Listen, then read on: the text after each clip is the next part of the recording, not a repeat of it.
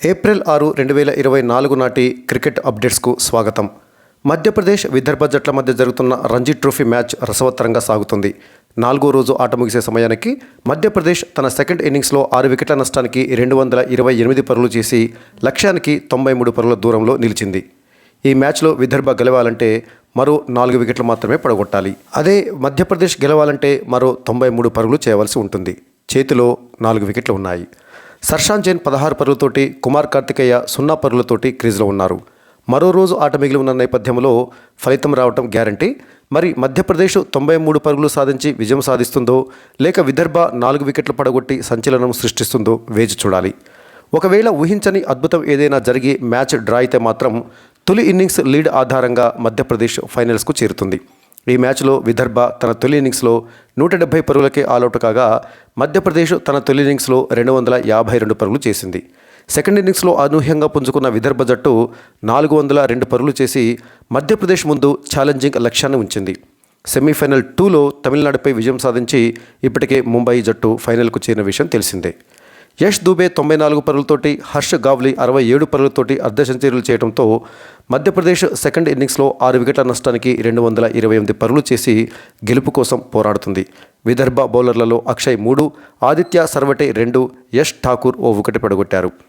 తొలి ఇన్నింగ్స్లో 170 పరుగులకి పరిమితమైన విదర్భ జట్టు తన సెకండ్ ఇన్నింగ్స్లో అనూహ్యంగా పుంజుకొని 402 పరుగులు చేసింది. యష్ రాథోడ్ 141 పరుగులు చేసి అద్భుత శతకం సాధించి విదర్భను తిరిగి మ్యాచ్లోకి తెచ్చాడు. యష్తో పాటు కెప్టెన్ అక్షయ్ 77 పరుగులతోటి, అమన్ 59 పరుగులతోటి రాణించారు. మధ్యప్రదేశ్ బౌలర్లలో అనుభవ్ అగర్వాల్ 5 వికెట్లు ప్రదర్శన చేశాడు. టీమిండియా క్రికెటర్ షాబాజ్ నదీం అంతర్జాతీయ క్రికెట్లోని అన్ని ఫార్మెట్లతో పాటు ఫస్ట్ క్లాస్ క్రికెట్ నుంచి కూడా వైదొలుగుతున్నట్లు ప్రకటించాడు. వయసు పైబడటంతో పాటు టీమిండియాకు ఆడే దారులు మూసుకుపోవడంతో తాను రిటైర్మెంట్ నిర్ణయం తీసుకున్నట్లు నదీం వెల్లడించారు. మున్ముందు ప్రపంచవ్యాప్తంగా జరిగే T20 లీగుల్లో పాల్గొనేందుకు ప్లాన్ చేసుకుంటున్నట్లు చెప్పాడు. 34 ఏళ్ల నదీం 2019-2021 మధ్యలో టీమిండియా తరపున 2 టెస్ట్ మ్యాచ్లు ఆడి 8 వికెట్లు పడగొట్టాడు. జార్ఖండ్ స్టార్ స్పిన్నర్గా పేరున్న నదీం ఫస్ట్ క్లాస్ క్రికెట్లో 140 మ్యాచ్లు ఆడి 542 వికెట్లు పడగొట్టాడు. నదీం జార్ఖండ్ తరపున రంజీల్లో అత్యధిక వికెట్లు సాధించిన బౌలర్గా కొనసాగుతున్నాడు. నదీంకు రంజీల్లో అద్భుతమైన ట్రాక్ రికార్డు ఉంది. ఇతను 2015-16, 2016-17 సీజన్లలో లీడింగ్ వికెట్ టేకర్గా నిలిచాడు. నదీంకు లిస్ట్ ఏ క్రికెట్లోనూ ఘనమైన రికార్డు ఉంది. నదీం ఈ ఫార్మెట్లో 134 మ్యాచ్లు ఆడి 175 వికెట్లు పడగొట్టాడు.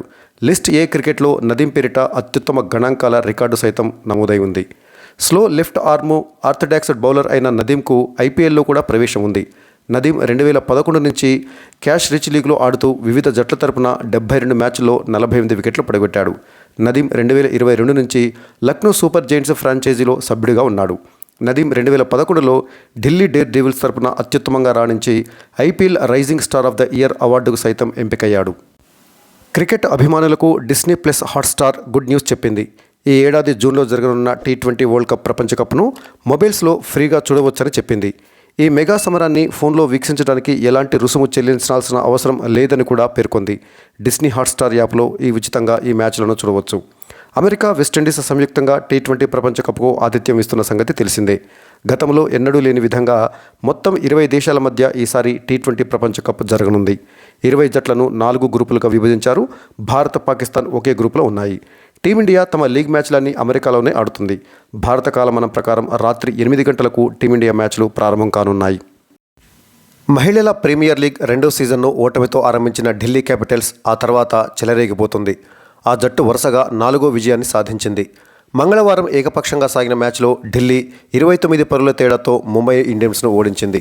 మొదట బ్యాటింగ్ చేసిన ఢిల్లీ క్యాపిటల్స్ నిర్ణీత 20 ఓవర్లలో 4 వికెట్ల నష్టానికి 192 పరుగుల భారీ స్కోరు సాధించింది. ఆ జట్టు ఇన్నింగ్స్లో జెమిమా రోడ్రిగ్స్ 33 బంతుల్లో 8 ఫోర్లు 3 సిక్స్లతోటి 69 పరుగులు చేసి నాటౌట్గా నిలవగా, మెక్ లానింగ్ 38 బంతుల్లో 6 ఫోర్లు 2 సిక్స్లతోటి 53 పరుగులు, షఫాలి వర్మ 12 బంతుల్లో 3 ఫోర్లు 2 సిక్స్లతోటి 28 పరుగులు చేసి మెరుపు ఇన్నింగ్స్ ఆడారు. ముంబై బౌలర్లలో సైకా ఇషాక్, పూజా వస్త్రాకర్ చెరో వికెట్ తీశారు. అనంతరం భారీ లక్ష్యంతో బరిలోకి దిగిన ముంబై నిర్ణీత ఓవర్లలో 8 వికెట్లు కోల్పోయి 163 పరుగులు చేయగలిగింది. ముంబై ఇన్నింగ్స్లో అమన్ జోత్ కౌర్ 27 బంతుల్లో 7 ఫోర్లతోటి 42 పరుగులు చేసి టాప్ స్కోరర్గా నిలిచారు.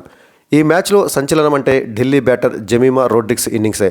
4వ స్థానంలో బ్యాటింగ్కు వచ్చి ఇన్నింగ్స్ను నెమ్మదిగా ఆరంభించిన జమీమా తొలి 14 బంతుల్లో 13 పరుగులు చేసింది.